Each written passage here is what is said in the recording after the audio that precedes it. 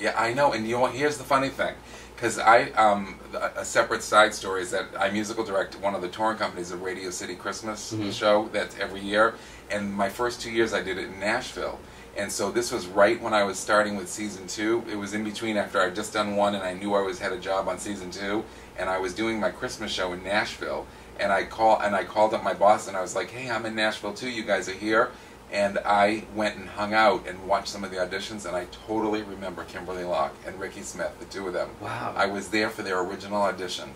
How crazy is that? How do you feel now seeing them move on and do big things? I'm so thrilled for all these idols, and especially the ones that have gone up, from years ago, like Kimberly, that still have like great careers and that are so talented. It's like I used to get emotionally involved and emotionally upset every time somebody got voted off that I loved and cared about early, or before they should have.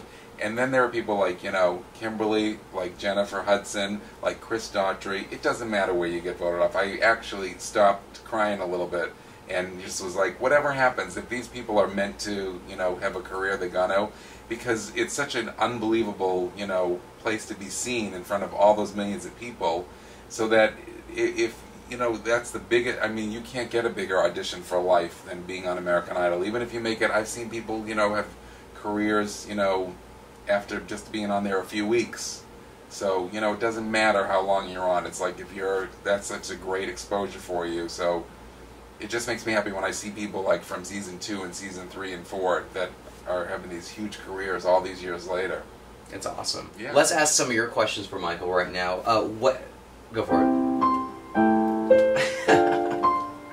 God, he's making so much money off that song. And he's dead.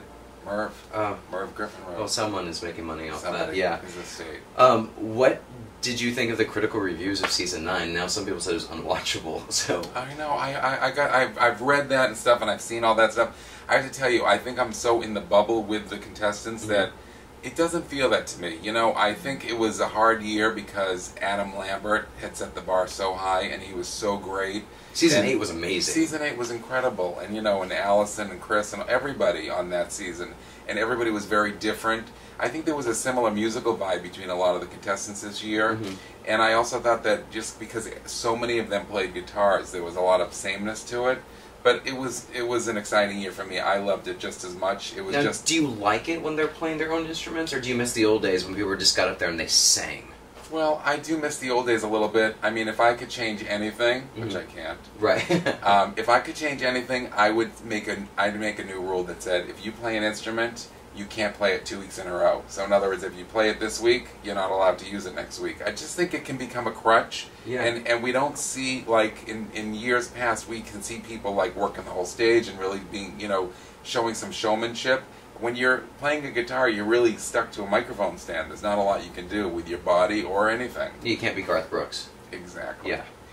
That's interesting. Now, do you think Idol will survive without Simon? There's a lot of changes. We lost Paula, we lost Simon. Like, what do you think? Do you think season 10 is going to be interesting? I think it's going to... Listen, I think obviously it'll depend on who they get, but I think that ultimately it's about the contestants. I think that if we find great contestants, which I know we're going to, I think it's going to be a great year. I think it's... Who should replace Simon?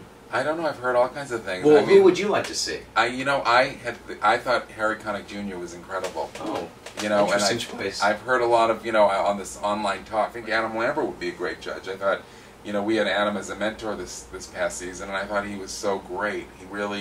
He got to relate to the kids, saying, "Hey, here I was in your shoes just a year ago. Let me show you what I know." And he was great with them, and I thought he was brutally honest with them in a good way. Well, take us behind the scenes for your normal day when you're on the Idol set. Like, what are you doing?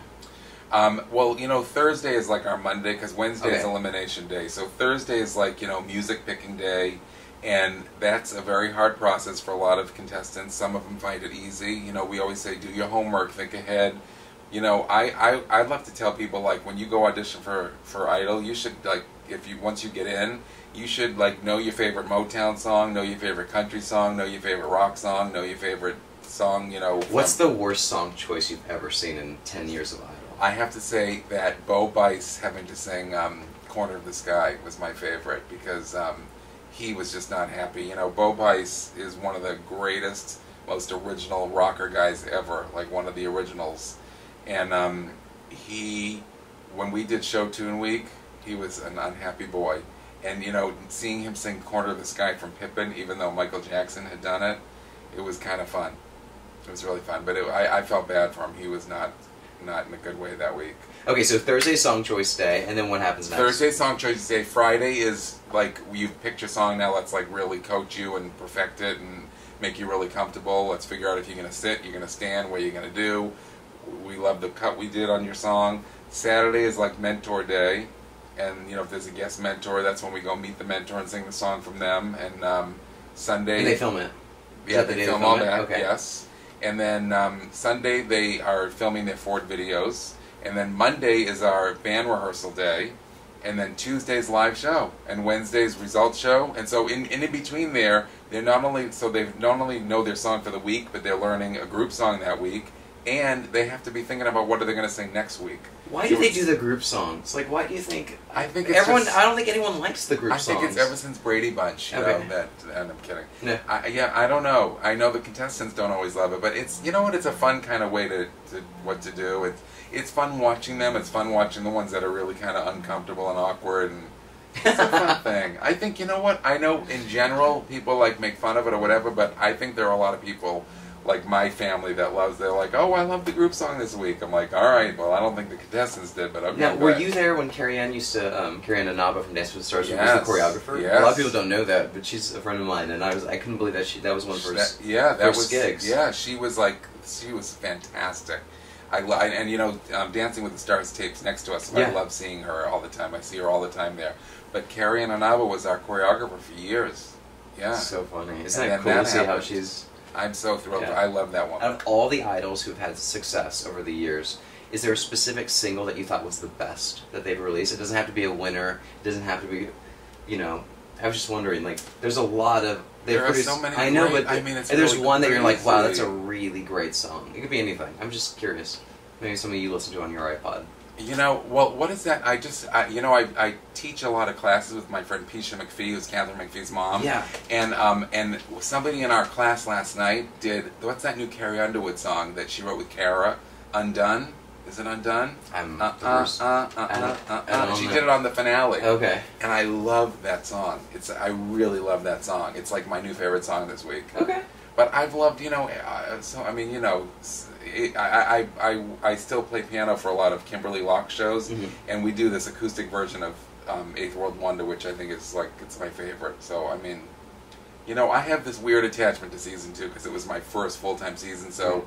Well, you know, Kimberly Caldwell has her new album going out. Kimberly Caldwell, she sent me an advanced copy, and Kimberly, let me just say right now that every song on Kimberly Caldwell's album is a hit. I mean, like, it's crazy. I've had it since April, and I love it. I'm obsessed. Do you believe that record? I mean, like, every song sounds like a hit song. Yeah. And the girl, she's singing better than she's ever sung, and she looks unbelievable. And, yeah, I'm so happy for her. I can't wait to squeeze her tush, too. Well, what's next for you? We start auditioning this week in Nashville, which I'm really excited about. And then for 10 years, this is my 10th year now musical directing one of the touring companies, the Radio City Christmas Show, starring the world-famous Rockettes. And so... Am I supposed to show some leg at that moment? You're supposed to, but you missed it. I can't, I have no flexibility. Sorry, folks. And...